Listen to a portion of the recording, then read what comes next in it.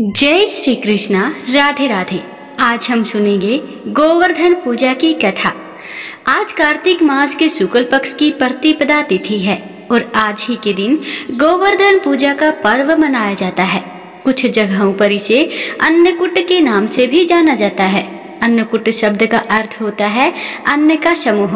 विभिन्न प्रकार के अन्न को समर्पित और वितरित करने के कारण ही इस उत्सव या पर्व का नाम अन्नकूट पड़ा। अन्नकूट या गोवर्धन पूजा भगवान श्री कृष्ण के अवतार के बाद द्वापर युग से प्रारंभ हुई। इसमें हिंदू धर्म के लोग घर के आंगन में गाय के गोबर से गोवर्धन नाथ जी की प्रतिमा बनाकर उनका पूजन करते हैं। उसके बाद गिरिराज भगवान को प्रसन्न करने के लिए उन्हें अन्नकूट का भोग लगाया जाता है। इस दिन अनेक प्रकार के पकवान मिठाई से भगवान को भोग लगाया जाता है। इस दिन धन दौलत गाड़ी अच्छे मकान के लिए श्री कृष्ण जी और माता लक्ष्मी को प्रसन्न किया जाता है ताकि नौकरी या व्यापार में खूब तरक्की मिल सके। तो आज मैं आपको सुना रही हूँ गोवर्धन पर्व की बड़ी ही दुर्लभ कथा। तो इन कथाओं को बड़ी ही श्रद्धा और प्रसन्नचित्त मन से पूरा अवश्य सुनिएगा। इन कथाओं को सुनने से मनुष्यों की सभी मनोकामनाएं पूर्ण हो जाती हैं। भगवान की गोवर्धन लीला के समय जब इंद्रदेव वृषा और विनाश का तांडव करके थक गए, वह वृंदावन और वृंदावन वासियों का कुछ भी अहित न कर पाए, तब वह बहुत लज्जित हुए। वह भगवान की लीला और उनकी शक्ति को पहचान चुके थे। उनका अभिमान चूर चूर हो चुका था। वह भगवान से अनेक कृत्य के लिए क्षमा मांगने की सोच रहे थे, किंतु साहस नहीं कर पा रहे थे। तभी आकाश मार्ग में तेज प्रकाश उत्पन्न हुआ और घंटियों की मधुर ध्वनि गूंजने लगी। कुछ ही देर में गौ माता सुरभि वहां प्रकट हुई और इंद्र को संबोधित करते हुए बोली, हे देवराज, मैंने अब तक आपको गोवंश का रक्षक ही समझा था, किंतु अब मेरा भ्रम टूट चुका है। आपने अपने अहंकार के कारण वृंदावन के पूर्ण गोवंश को समाप्त करने के लिए अपनी पूरी शक्ति का प्रयोग किया है। किंतु धन्य है भगवान श्री कृष्ण, जिन्होंने गोवंश की ही नहीं समस्त वृंदावन वासियों की आपके कोप से रक्षा की है। सत्य में तो वही गो रक्षक है, जिन्होंने गोवंश के किसी भी प्राणी का तनिक भी अहित नहीं होने दिया। अतः मैं आपको गोवंश का रक्षक मानने से इनकार करती हूँ। मैं जा रही हूँ वृंदावन की पावन धरती पर, जहाँ भगवान श्री कृष्ण अपने लीला कर रहे हैं। मैं जा रही हूँ श्री हरि के चरणों की वंदना करने। ऐसा कहकर गौ माता सुरभि वृंदावन की ओर चल पड़ी। वृंदावन पहुंचकर गौ माता सुरभि भगवान श्री कृष्ण के सम्मुख प्रकट हुई। गौ माता को अपने सम्मुख देखकर भगवान कृष्ण अत्यंत प्रसन्न हुए। उन्होंने उनके आने का कारण पूछा। गौ माता सुरभि बोली, हे स्वामी, आप तीनों लोगों के पालनहार हैं। आज आपने अपनी लीला से वृंदावन के समस्त गोवंश की रक्षा की है। मैं आपके चरणों की वंदना करती हूँ। हे नाथ, आज मैं बहुत प्रसन्न हूँ। हे स्वामी, यूँ तो समस्त सृष्टि आपके संकेत मात्र से ही चलायमान है। आप ही समस्त सृष्टि के उत्पत्ति का कारण हैं। आप ही एकमात्र दाता हैं। समस्त संसार आप ही से उपभोग प्राप्त करता है। किंतु हे स्वामी, आज मैं आपको कुछ देना चाहती हूँ, कृपा कर उसे स्वीकार करें। तब भगवान प्रेम पूर्वक बोले, हे माता, आप मुझको अपनी माता के समान ही प्रिय हैं। आप जो भी देंगी उसको प्राप्त करना मेरा सौभाग्य होगा। यह सुनकर गौ माता सुरभि अत्यंत प्रसन्न हुई और बोली, हे स्वामी, आपके इस संसार में अनेकों नाम हैं, किंतु आज मैं भी आपको एक नाम देना चाहती हूँ, कृपा कर उसे स्वीकार करें। तब भगवान कृष्ण अत्यंत प्रसन्न होते हुए बोले, अवश्य माता, शीघ्र ही बताएं। गौ माता सुरभि बोली, हे नाथ, आपने समस्त गोवंश की रक्षा की है, इसीलिए आज से आप गोविंद नाम से पुकारे जाएंगे। गोविंद नाम सुनकर भगवान कृष्ण प्रसन्नता से झूम उठे और गौ माता सुरभि से बोले, हे माता, आपका दिया यह नाम अत्यंत सुंदर है। मैं इसको सहस्र स्वीकार करता हूँ। मेरे जितने भी नाम हैं, उन सभी नामों में यह नाम मुझको सबसे अधिक प्रिय होगा। मैं आपको वचन देता हूँ कि आज से मेरा जो भी भक्त मुझको गोविंद नाम से पुकारेगा, उसके सभी दुख मैं स्वयं ही हरण करूँगा। भगवान और गौ माता सुरभि के मध्य यह वार्तालाप चल ही रहा था, तभी वहाँ देवराज इंद्र भी आ पहुँचे। उन्होंने भगवान से अपने अपराध के लिए क्षमा मांगी और गोविंद नाम से भगवान की वंदना की। भगवान ने प्रसन्न होकर इंद्र को क्षमा कर दिया। तत्पश्चात देवराज इंद्र और गौ माता सुरभि ने प्रभु से विदा ली। इस प्रकार मेरे ठाकुर जी का एक और नाम पड़ा गोविंद, क्योंकि भगवान श्री कृष्ण को गायों से विशेष स्नेह था। अतः सुरभि माता द्वारा दिया गया यह गोविंद नाम भगवान को अत्यंत प्रिय है। जो भी भक्त भगवान को गोविंद नाम से पुकारता है, भगवान उसकी प्रार्थना को इस प्रकार स्वीकार करते हैं जैसे गौ माता उनको पुकार रही हो। इसीलिए भगवान के जिस भी भक्त को भगवान का आश्रय प्राप्त करना हो, उसे जीवन के प्रत्येक क्षण में गोविंद गोविंद नाम रटते रहना चाहिए।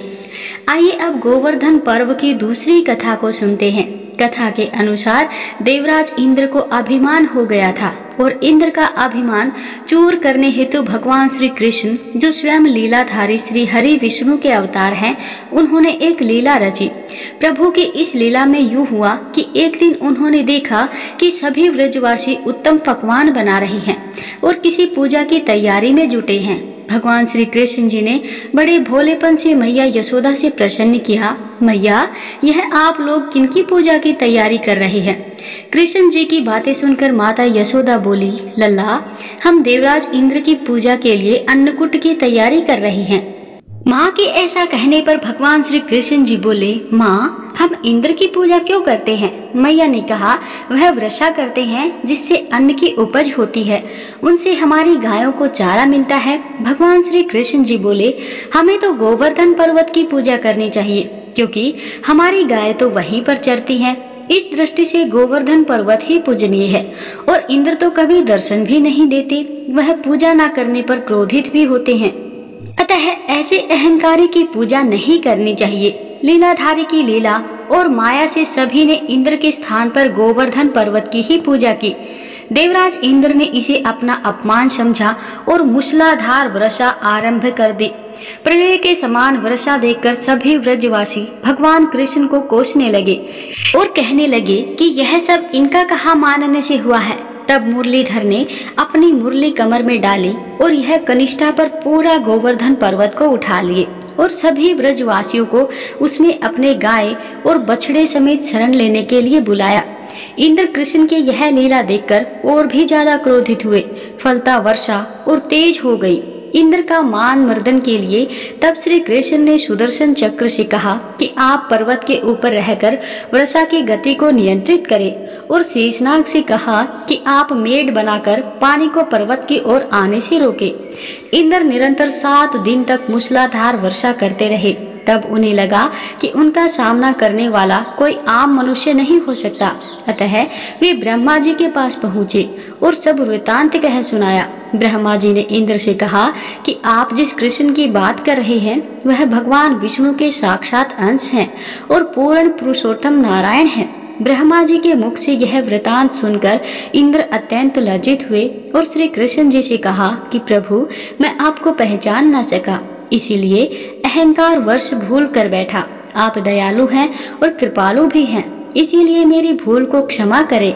इसके पश्चात देवराज इंद्र ने मुरलीधर की पूजा कर उन्हें भोग लगाया और भगवान से क्षमा मांगकर अपने लोक को चले गए। तब भगवान श्री कृष्ण के कहने पर ब्रज के लोग अपने पशु आदि के साथ पर्वत के नीचे से निकलकर अपने घरों को चले गए। तत्पश्चात श्री कृष्ण जी ने पर्वत को उसी स्थान पर ज्यों का त्यों रख दिया। हे गोवर्धन महाराज, हे भगवान श्री कृष्ण, जिस प्रकार से आपने ब्रजमंडल के निवासियों की भारी वृष्टि से रक्षा की, उसी प्रकार से हमारी भी सभी प्रकार की मुसीबतों से रक्षा करना। अपनी छत्र छाया में हमें सदैव सुरक्षित रखना और हमें सद्मार्ग में ही प्रेरित करना। इसी दिन से भगवान श्री कृष्ण जी का एक नाम गिरिराज भी हो गया। बोलिए श्री राधा कृष्ण भगवान की जय। बोलिए गिरिराज महाराज की जय। आइए अब गोवर्धन पर्वत की एक और कथा सुनते हैं। गोवर्धन पर्वत को लेकर धार्मिक मान्यता है कि यह पर्वत हर रोज तिल भर घटता जाता है। इसके पीछे एक रोचक कथा है। हर रोज घटने का कारण ऋषि पुल सत्य का श्राप है। कथा के अनुसार एक बार ऋषि पुल सत्य गिरिराज पर्वत के पास से गुजर रहे थे। तभी उन्हें इसकी खूबसूरती इतनी पसंद आई कि वे मंत्रमुग्ध हो गए। ऋषि पुल सत्य ने द्रोणाचल पर्वत से निवेदन किया कि मैं काशी में रहता हूँ, आप अपने पुत्र गोवर्धन को मुझे दे दीजिए। मैं उसे काशी में स्थापित करूंगा और वहीं रहकर इसकी पूजा करूंगा। पिता द्रोणाचल पुत्र गोवर्धन के विछोह में दुखी हो गए। गोवर्धन ने कहा, हे महात्मा, मैं आपके साथ चलूंगा, लेकिन मेरी एक शर्त है। शर्त यह है कि आप मुझे सबसे पहले जहाँ भी रख देंगे मैं वहीं स्थापित हो जाऊंगा। पुलस्त्य ने शर्त मान ली। गोवर्धन ने ऋषि से कहा, मैं 2 योजन ऊंचा और 5 योजन चौड़ा हूँ, आप मुझे काशी कैसे लेकर जाएंगे? तब ऋषि ने कहा, मैं अपने तपोबल के माध्यम से तुम्हें अपनी हथेली पर उठाकर ले जाऊंगा। ऋषि पर्वत को उठाकर चलने लगे। रास्ते में ब्रज आया। तब गोवर्धन पर्वत को दिखा कि यहाँ पर भगवान श्री कृष्ण अपने बाल्यकाल में लीला कर रहे हैं। बड़ा मनोहारी दृश्य और मनभावन जगह है। उनकी वहां ठहरने की इच्छा हुई। इसके बाद गोवर्धन पर्वत ऋषि के हाथों में अपना भार बढ़ाने लगे, जिससे ऋषि ने आराम और साधना के लिए पर्वत को नीचे रख दिया। ऋषि पुलस्त्य यह बात भूल गए थे कि उन्हें गोवर्धन पर्वत को कहीं भी नहीं रखना है। साधना के बाद ऋषि ने पर्वत को उठाने की बहुत कोशिश की, लेकिन पर्वत हिला तक नहीं। इससे ऋषि पुलस्त्य बहुत क्रोधित हो गए और उन्होंने श्राप दे दिया कि तुमने मेरी मनोरथ को पूर्ण नहीं होने दिया, इसीलिए अब हर रोज तिल भर तुम्हारा क्षण होता रहेगा। माना जाता है कि उसी समय से गिरिराज पर्वत हर रोज घट रहा है। आइए अब गोवर्धन गिरिराज जी के प्राकट्य होने की कथा को सुनते हैं। धार्मिक दृष्टि से गिरिराज जी का प्राचीन काल से ही ब्रज में सर्वाधिक परिपूर्ण स्थान और महत्व रहा है। ब्रज में मान्यता है कि श्री गिरिराज जी की तलहटी एवं कंदराओं में भगवान श्री कृष्ण तथा श्री राधा जी के विहार स्थल रहे हैं। अतः इस भूमि का विशेष महत्व है। गिरिराज गोवर्धन के अवतरण के संबंध में गर्ग संहिता में उल्लेख है कि भारत के पश्चिमी भाग में स्थित शाल्मली द्वीप में पर्वतराज श्री द्रोणाचल के घर में उनकी पत्नी के गर्भ से श्री गोवर्धन नाथ जी का जन्म हुआ था। देवताओं ने पुष्प वर्षा करके श्री गोवर्धन जी की वंदना की। एक समय ऋषि पुलस्त्य भ्रमण करते हुए वहां गए। वहां नाना प्रकार के हरे भरे वृक्ष लताओं से परिपूर्ण सुंदर श्याममल गोवर्धन को देखकर उन्हें अपने स्थल पर स्थापित करने की प्रबल इच्छा जागृत हुई, क्योंकि काशी के निकट कोई ऐसा पर्वत नहीं था जहां शांति से बैठकर वे भजन कर सके। अतः ऋषि पुलस्त्य जी ने द्रोणाचल जी से गोवर्धन जी को देने के लिए अनुरोध किया। पर्वतराज बाध्य होने से इनकार नहीं कर सके। गोवर्धन जी ने दुखी होकर ऋषि से यह तय कर लिया कि मैं आपके हाथ में रहकर ही चलूंगा और आप मुझे कहीं भी नीचे नहीं रख सकेंगे। यदि किसी प्रकार नीचे रख देंगे तो मैं वहीं स्थापित हो जाऊंगा और तिल भर भी आगे नहीं चलूंगा। पुलस्त्य ऋषि ने उस शर्त को स्वीकार कर अपने हाथ में गोवर्धन जी को रखकर काशी को प्रस्थान किया। मथुरा पहुंचने तक तो गिरिराज जी हल्के रहे, किंतु फिर इतने भारी हो गए कि ऋषि हाथ में रखने में असमर्थ हो गए और उन्हें भूमि पर रख दिया। संध्या वंदन, स्नान तथा भोजन के उपरांत ऋषि चेष्टा पूर्वक गिरिराज जी को उठाने लगे तो गिरिराज जी ने जाने से इनकार कर दिया। तब ऋषि ने क्रुद्ध होकर यह श्राप दिया कि तुम नित्य प्रति 1 तिल के समान घटते जाओगे। गिरिराज जी ने ऋषि के श्राप को ग्रहण किया, किंतु उन्हें ज्ञात था कि श्याम सुंदर श्री कृष्ण भगवान ब्रज में अवतरित होकर विविध लीलाएं करेंगे, जिससे मैं कृतार्थ हो जाऊंगा। वराह पुराण में वर्णन बताया गया है कि भगवान श्री रामचंद्र जी की आज्ञा से श्री हनुमान जी उत्तरांचल से गोवर्धन जी को कंधे पर रखकर ला रहे थे तो देववाणी हुई कि समुद्र में सेतु बन गया है। देववाणी सुनकर हनुमान जी ने उन्हें यहीं पृथ्वी पर रख दिया। तब श्री हरि भक्त गिरिराज जी ने हनुमान जी से कहा, आपने मुझे भगवान के चरण चिन्हों से वंचित किया है, अतः मैं आपको श्राप दूंगा। इस पर हनुमान जी बोले, हे गिरिराज क्षमा करें। जब इंद्र की पूजा का खंडन करके भगवान श्री कृष्ण आपकी पूजा करवाएंगे तो इंद्र कुपित होकर ब्रज में उत्पात करने लगेंगे। उस समय आप ब्रजवासियों के रक्षक होंगे। द्वापर के अंत समय में श्री कृष्ण जी का अवतार होगा, वे ही आपकी इच्छा की पूर्ति करेंगे। ऐसा कहकर हनुमान जी आकाश मार्ग से श्री राम जी के पास गए और उन्हें सारा वृतांत सुनाया। इस पर श्री रामचंद्र जी ने कहा, सेतु बंधन हेतु लाए गए यह सब पर्वत मेरे चरण स्पर्श से विमुक्त हो गए। परंतु मैं गोवर्धन को अपने हस्त कटाक्ष तथा सर्वांग स्पर्श से पवित्र करूंगा। मैं गिरिराज पर्वत को अपनी उंगली पर उठाऊंगा। मैं वासुदेव के कुल में जन्म लेकर ब्रज में विविध लीलाएं करूंगा तथा गोवर्धन के ऊपर गोचार गोपियों के संग अद्भुत विलास आदि से उसे हरिदास श्रेष्ठ बना दूंगा। ब्रज में गोवर्धन मेरी लीलाओं के परम सहायक रूप में प्रसिद्ध होंगे। गोवर्धन की उत्पत्ति के बारे में गर्ग सहित में इस प्रकार से भी कहा गया है कि जब देवताओं ने संताप के कारण प्रार्थना की तो श्री कृष्ण जी ने ब्रज के उद्धार हेतु अवतार धारण करने की इच्छा जताई। जब श्री कृष्ण ने श्री राधा जी को यह बात बताई तो वे बोली, मैं आपका वियोग एक पल भी सहन नहीं कर सकती। इस पर श्री कृष्ण जी ने कहा कि मैं आपको संग लेकर ही ब्रज में अवतार धारण करूंगा। इस पर श्री राधिका जी ने कहा, हे प्राणनाथ, जहाँ वृंदावन नहीं है, जहाँ यह यमुना नदी नहीं है, जहाँ गोवर्धन पर्वत नहीं है, वहाँ मेरे मन को सुख नहीं मिल सकता। यह सुनकर श्री कृष्ण जी ने अपने धाम गोलोक से 84 कोस विस्तृत भूमि और गिरिराज गोवर्धन और यमुना नदी को भूतल पर भेज दिया। बोलिए श्री राधा कृष्ण भगवान की जय। ब्रह्मा वैवर्त पुराण के अनुसार रा शब्द का अर्थ है पाना और धा का अर्थ है मोक्ष, अर्थात श्री राधा जी के नाम जप से ही श्री कृष्ण और मोक्ष की प्राप्ति हो जाती है।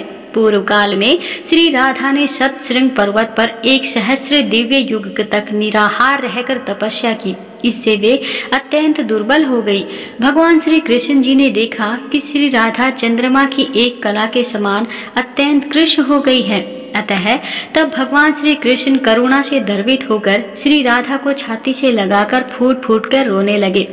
भगवान श्री कृष्ण ने श्री राधा को वर देते हुए कहा, राधे, तुम्हारा स्थान मेरे वक्ष स्थल पर है, तुम यहीं रहो। मुझसे तुम्हारी अविचल प्रेम भक्ति हो। सौभाग्यमान प्रेम गौरव की दृष्टि से तुम मेरे लिए सबसे श्रेष्ठ और सर्वाधिक प्रियतमा बनी रहो। संसार की समस्त युवतियों में तुम्हारा सबसे ऊंचा स्थान है। मैं सदा तुम्हारे गुण गाऊंगा, पूजा करूंगा। तुम सदा मुझे अपने अधीन समझो। मैं तुम्हारी प्रत्येक आज्ञा का पालन करने के लिए बाध्य रहूंगा। जैसे आभूषण शरीर की शोभा है, उसी प्रकार तुम मेरी शोभा हो। भगवान श्री कृष्ण जी कहते हैं, श्री राधा मेरी परम आत्मा है, मेरा जीवन है। श्री राधा से ही प्रेम प्राप्त करके मैं उस प्रेम को अपने भक्तों में बांटता हूँ।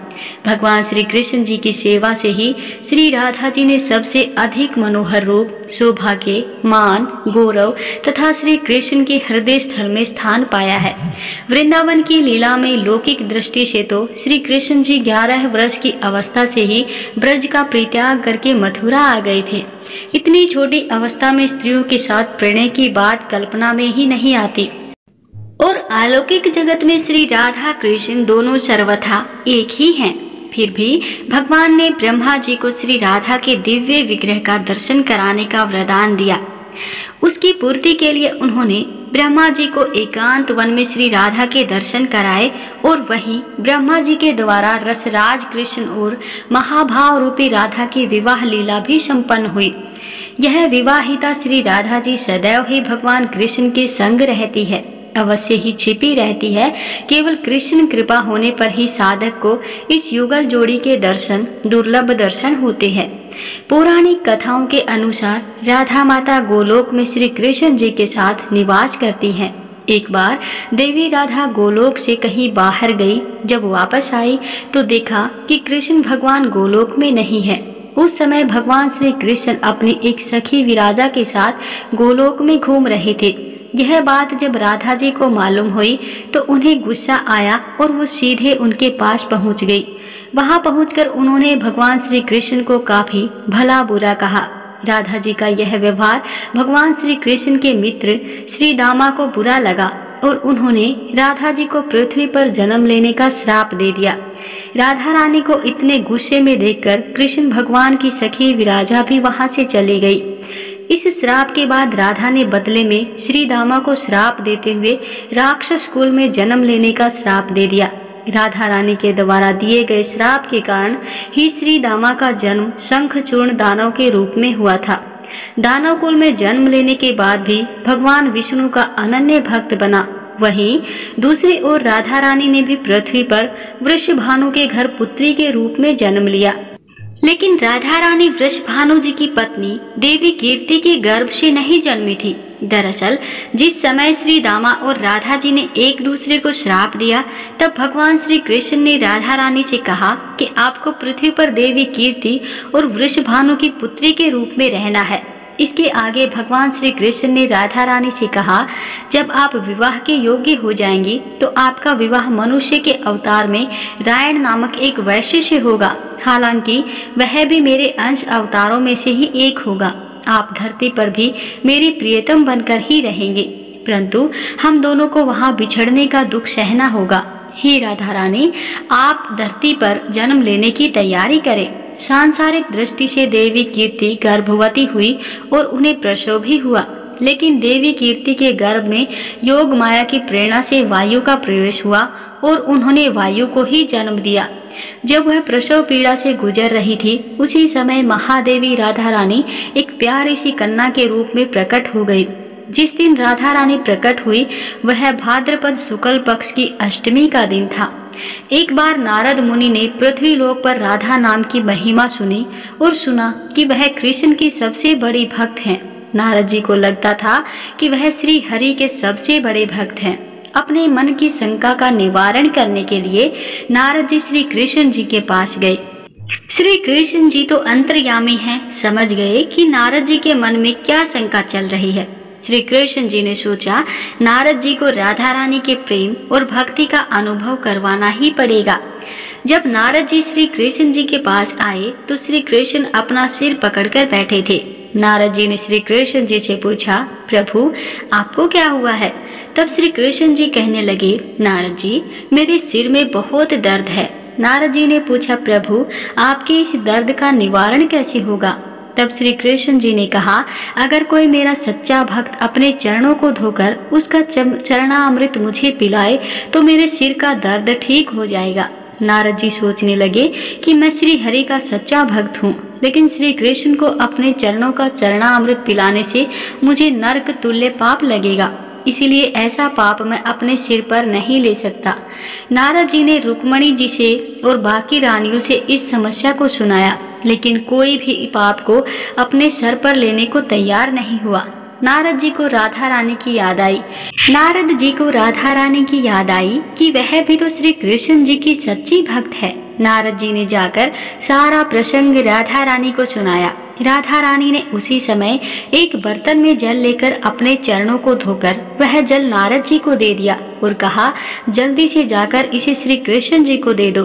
राधा रानी नारद जी से कहने लगी, मैं जानती हूँ कि इस बात के लिए मुझे नरक तुल्य पाप लगेगा। राधा रानी आगे नारद जी से कहती है कि श्री कृष्ण के दर्द के निवारण के लिए मैं कोई भी पाप अपने सिर पर लेने को तैयार हूँ। नारद जी श्री कृष्ण जी के पास गए तो श्री कृष्ण मंद मंद मुस्कुरा रहे थे। अब तक नारद जी समझ गए कि राधा रानी श्री कृष्ण से निश्चल प्रेम करती है और उनकी सबसे बड़ी भक्त हैं, तथा श्री कृष्ण ने सारी लीला मुझे ये एहसास दिलाने के लिए ही रची है। बोलिए जय जय श्री कृष्णा, जय श्री राधे। अगर आपको वीडियो अच्छी लगी हो तो हमारे चैनल को सब्सक्राइब करके कमेंट बॉक्स में जय श्री कृष्णा, जय श्री राधे की हाजिरी जरूर लगाते जाइए।